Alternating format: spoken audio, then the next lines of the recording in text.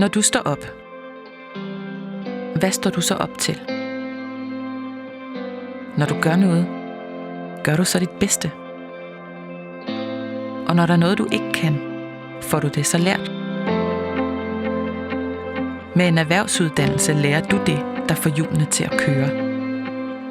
Når samfundets vinger drejer, har du styr på teknikken.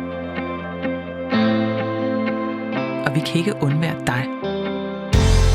Arbejdet skal være i orden. Man skal gøre sig umage. Det ved du. For Danmark stod stille, hvis ikke lastbiler, broer og skibe blev bygget stærkt og godt. Stoltheden ved at aflevere et godt stykke arbejde smitter af på hele dit liv. Det er sådan, du møder verden.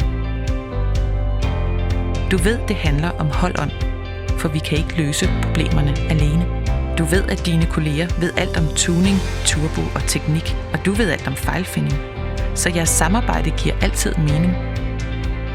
Sådan er det også, når du har fri, og derfor er det så fedt, når du mødes med de andre i klubben. For alle kommer i spil. Med en erhvervsuddannelse får du fremtiden i dine hænder. Der er brug for dig. Danmark har brug for folk som dig, som kan bruge hovedet og hænderne. Alle har brug for at ringe efter en håndværker. Er det dig, de ringer til?